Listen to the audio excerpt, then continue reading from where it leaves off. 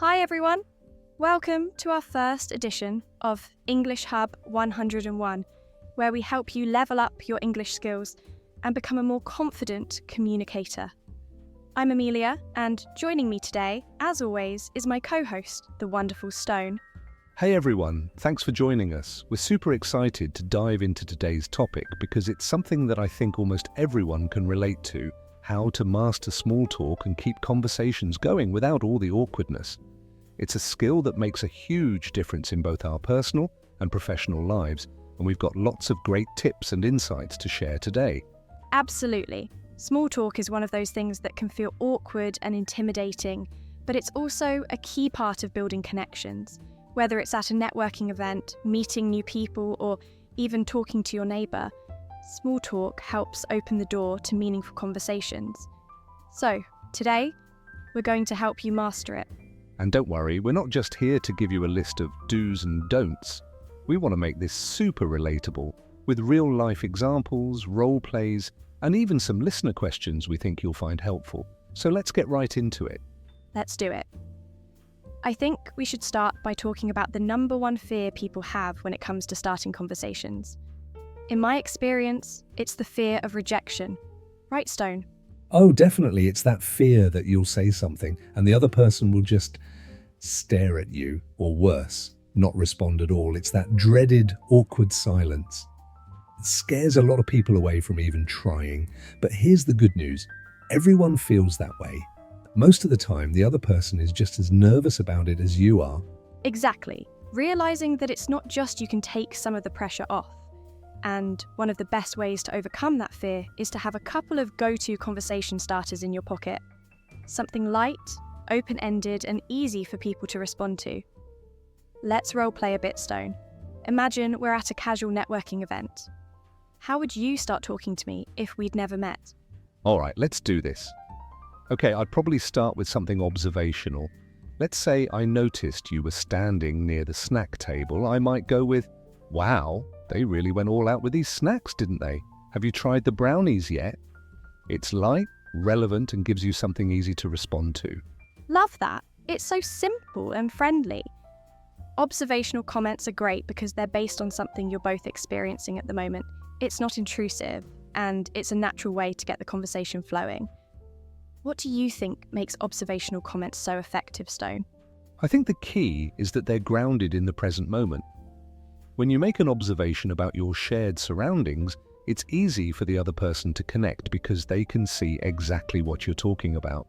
Plus, it shows that you're paying attention to the environment. It's much easier for the other person to respond when it doesn't feel forced. That's such a great point. And I also think one of the easiest ways to get someone talking is to ask about them.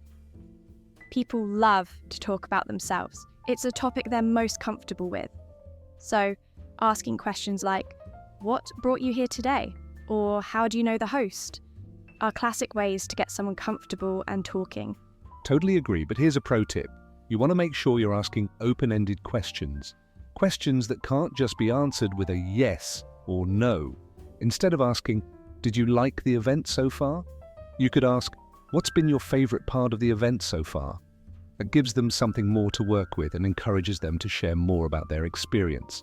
Yes, it's about keeping the conversation open and inviting them to elaborate.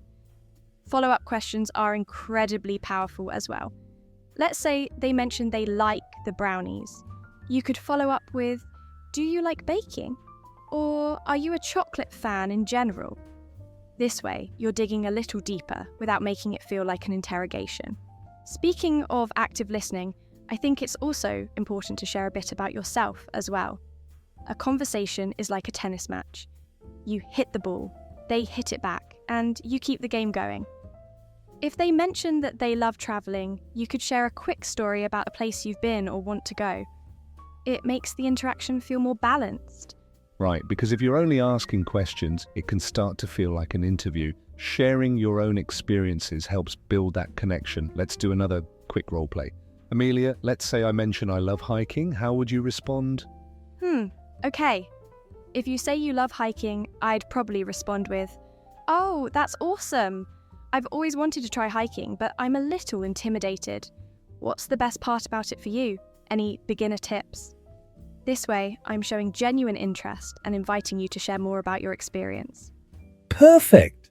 That's such a great example because you're being honest, and maybe you haven't done much hiking, but you're also showing genuine curiosity. And people love to give advice, so asking for tips is always a winner. It makes the other person feel knowledgeable and appreciated. Oh, definitely. And, humour can also be a fantastic icebreaker if the situation feels right. A light, self-deprecating joke about how you're always lost at networking events or how you never know what to say can make you seem more relatable. It helps put everyone at ease. Humour is great, but you have to be careful. It's important to read the room because not everyone will appreciate the same kind of humour. I like to go for something really mild, like, I swear I came here for the free food, but I'm glad I'm meeting cool people too. It's light and doesn't offend anyone. That's a good one. And it brings us to another important tip: knowing how to end a conversation gracefully. Not every conversation needs to go on forever, and sometimes it's best to move on, especially at events where you want to meet several people. A simple "It's been so great chatting with you. I'm going to grab another drink, but I hope we can catch up later" works wonders. Ending on a positive note is key. It ensures there are no hard feelings and leaves the door open for future interactions. It's all about making connections without forcing them. If you hit it off, great. If not, that's totally okay too. So true. And sometimes it's perfectly okay to acknowledge the awkwardness. If there's a lull, you can say something like, "I always feel a bit awkward at these things, but I'm really glad we're chatting." It's disarming and shows vulnerability, which often encourages the other person to be more open too. Absolutely. Conversations aren't about perfection, they're about connection. The more you practice, the more natural it'll feel. And don't be too hard on yourself. Every conversation is an opportunity to learn something new. I love that. Another important aspect is mirroring. Mirroring the other person's body language or tone can create a subconscious connection. For example, if they're speaking calmly and softly, you might want to match that energy. It helps build rapport because it shows you're in sync with them. That's a great point, Amelia. Mirroring is subtle but powerful. It's not just about body language, it can also be about using similar words or phrases. If someone uses a specific term, using it back can create a sense of familiarity and understanding. Yes, and speaking of familiarity, finding common ground is another great way to keep the conversation going. If someone mentions a hobby or interest and you happen to share it, don't be afraid to dive in. Even if it's something small, like a love for coffee, it can spark a deeper connection. It's all about shared experiences. Let's say someone mentions they love movies. Instead of just saying, "Oh, I love movies too," you could ask, "What's the best movie you've seen recently?" Or, "Do you have a favorite genre?" That opens up the conversation and gives them more to talk about. And let's not forget about storytelling. People love stories. If you can weave a short, relevant story into the conversation, it makes it more engaging. For example, if someone talks about being nervous at events, you could share a quick story about a time you felt the same way and how you overcame it. Yes, storytelling adds a personal touch and makes the conversation memorable. Just keep it concise. No one wants to hear a 10-minute story during small talk, but a quick, funny, or heartfelt anecdote can be perfect. Another thing I think is important is knowing when to pivot the conversation. Sometimes a topic might not be resonating, and that's okay. You can gently shift by saying something like, "Speaking of that, it reminds me of," and introduce a new topic. It keeps things fresh and avoids awkward stalls. Absolutely, and don't forget the power of a genuine compliment. Compliments can be great conversation starters or ways to keep things moving. Saying something like, "I love your perspective on that," or "You seem really knowledgeable about this topic," encourages the other person to keep talking and feel good about the interaction. Just make sure the compliments are sincere. People can tell when you're just trying to flatter them, and it can come off as disingenuous. A well-placed, genuine compliment can really open someone up.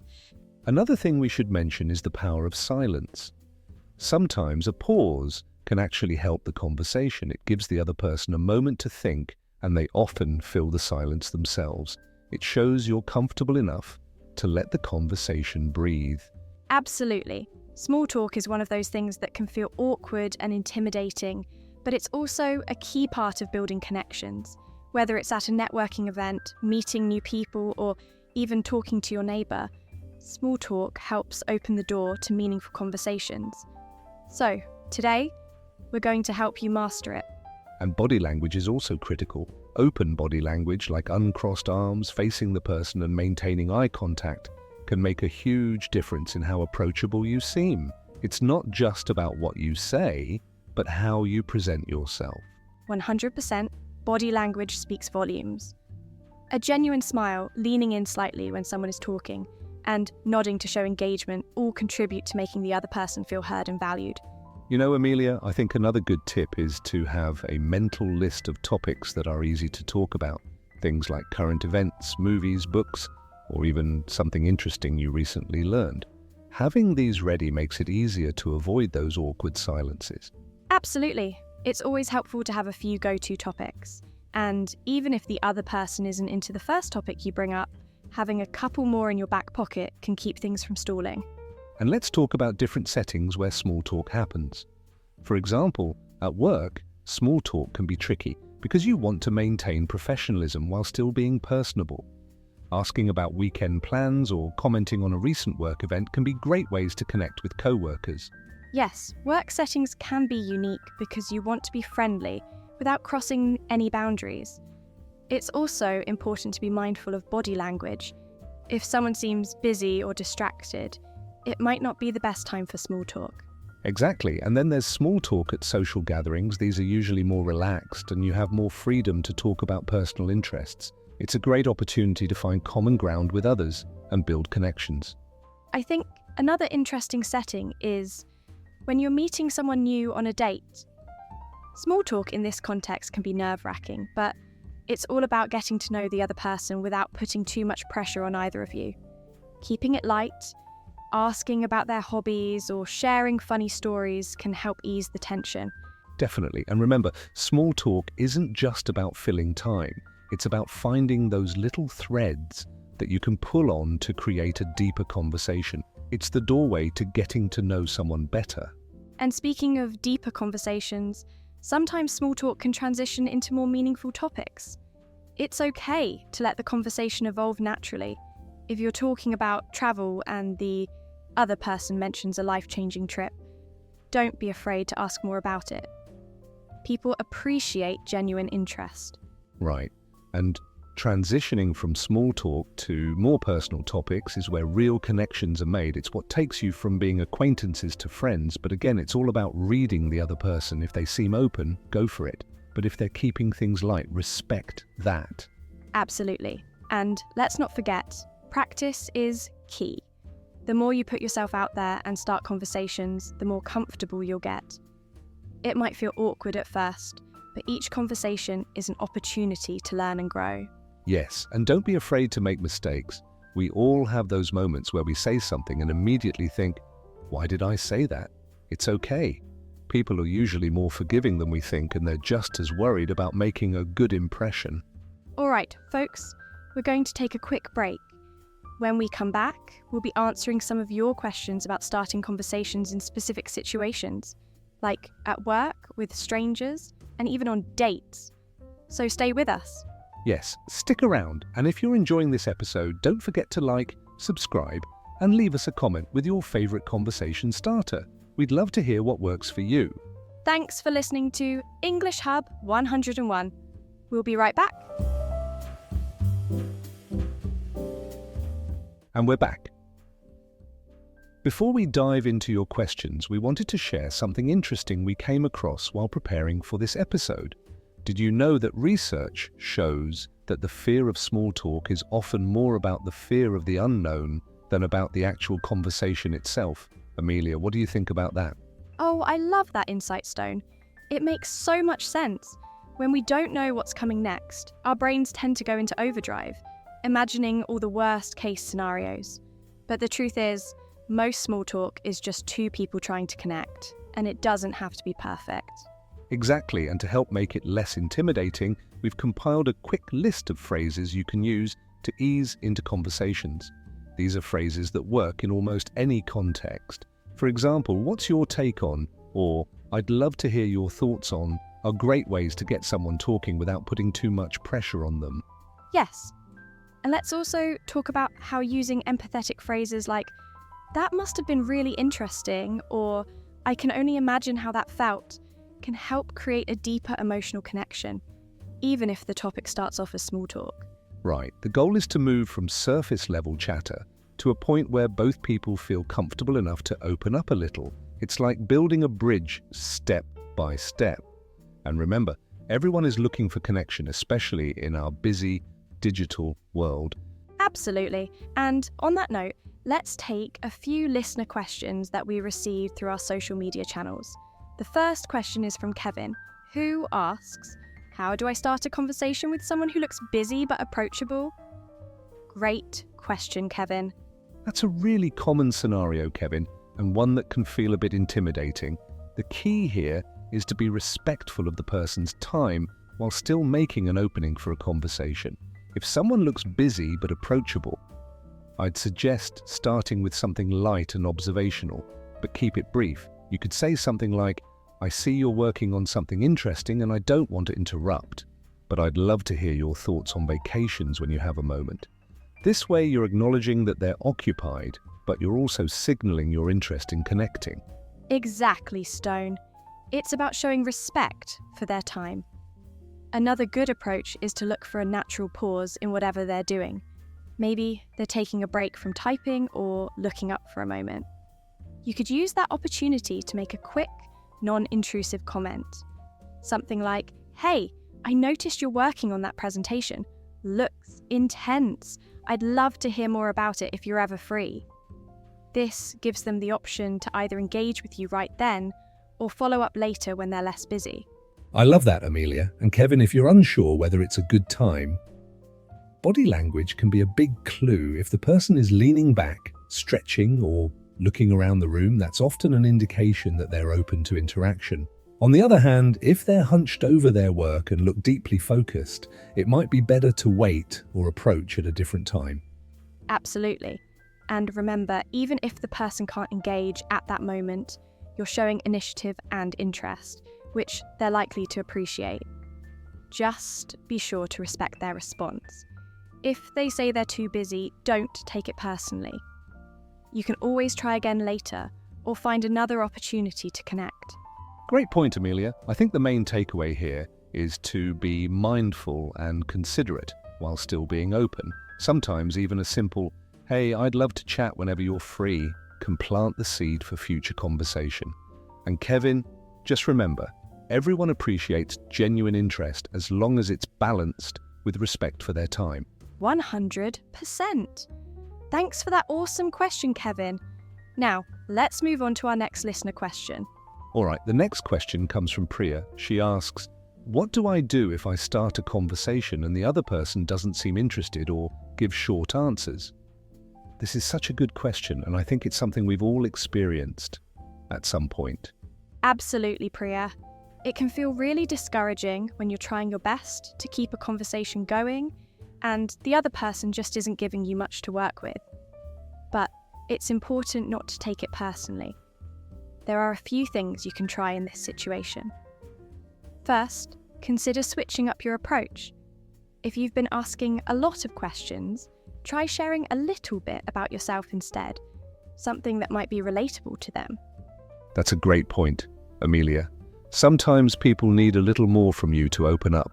If they're giving short answers, it might be because they're unsure about what to say or they're not feeling the connection yet. Sharing something personal, like a quick anecdote or even something light-hearted, can sometimes make the conversation feel less one-sided and more like a mutual exchange. Right. Another thing you can do is change the topic. Maybe the subject you're talking about isn't something they're particularly interested in. You could say something like, "Anyway, enough about that. What's something fun you've been up to lately?"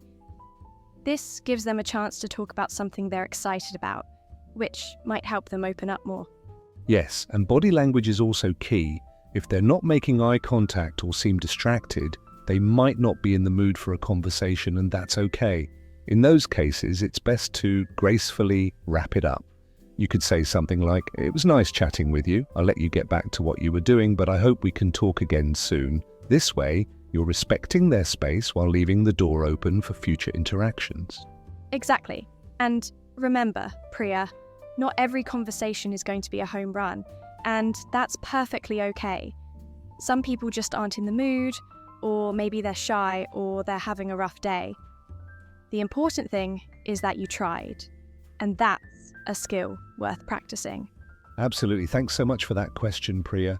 And for all our listeners, if you've ever faced this situation, just know it's completely normal and it's all part of learning how to navigate different social dynamics. All right, let's move on to our next question. This one comes from Marco. He asks, "How can I start a conversation with someone who seems shy or introverted?" Such a great question, Marco. People who are shy or introverted can sometimes be harder to engage, but that doesn't mean they're not interested in connecting. Exactly, Stone. The key here is to create a comfortable environment and give them a chance to warm up. Shy people might not jump into a conversation with lots of energy right away, but that doesn't mean they won't open up eventually. One great way to start is by making gentle observations that aren't too direct. For example, if you're at a gathering, you could comment on something around you like, "It's such a nice setup here. Have you been to events like this before?" It's low pressure and gives them an easy way to engage without putting them on the spot. Absolutely. Another approach is to use what we call positive reinforcement. If they do respond, make sure to smile and acknowledge their answer in a supportive way. Something like, "That's really interesting," or even just nodding can help encourage them to keep sharing. Introverted people often need that extra cue that says, "Hey, I'm genuinely interested in what you're saying." And sometimes it's helpful to share a bit about yourself first. Shy people may be hesitant to open up if they don't feel comfortable yet. By offering a bit of personal information, like, "I always feel a bit out of place at these events, but I'm glad I came," you're showing vulnerability, which can make them feel more at ease. Exactly. Another tip is to avoid putting too much pressure on them to talk right away. Allowing for pauses in the conversation gives them the space to gather their thoughts and contribute when they feel ready. Silence doesn't have to be awkward. It can actually be quite comfortable, especially when you're trying to help someone feel at ease. Great advice, Stone. And Marco, just remember, shy or introverted people often appreciate conversations that are meaningful rather than superficial. So, once they do start engaging, follow up with questions that allow for more depth without overwhelming them. For instance, if they mention they like reading, you could ask, "What kind of books do you enjoy most?" It's about gently moving the conversation along without making them feel rushed. Well said, Amelia. Thanks for that question, Marco. I think these are all really helpful ways to make small talk a little easier for everyone, regardless of personality type. Absolutely. And with that, let's summarize some of the main points we've covered today. All right, let's wrap things up. Today we talked all about mastering small talk, how to start conversations, keep them going, and handle different situations. We covered the importance of having go-to conversation starters, using open-ended questions, and sharing a bit about yourself to create a balanced interaction. We also talked about how to gracefully exit a conversation, how to use humor carefully, and the power of active listening and follow-up questions to show genuine interest. And don't forget about body language. Keeping it open and approachable can make a huge difference. We also touched on how to handle situations where the other person seems disinterested and how to engage with shy or introverted individuals. The key takeaway is that small talk is really about building a connection, not about being perfect. It's okay to make mistakes, and every conversation is an opportunity to learn. 100%. Remember, practice makes perfect. The more you put yourself out there, the more comfortable you'll get. We hope these tips help you feel more confident in your next conversation. And that's it for today's episode of English Hub 101. Thanks so much for joining us. If you found this episode helpful, please like, subscribe, and leave us a comment with your favorite small talk tip or question. We'd love to hear from you. Until next time, keep practicing, stay confident, and remember, every conversation is a chance to connect. Bye for now. Bye, everyone.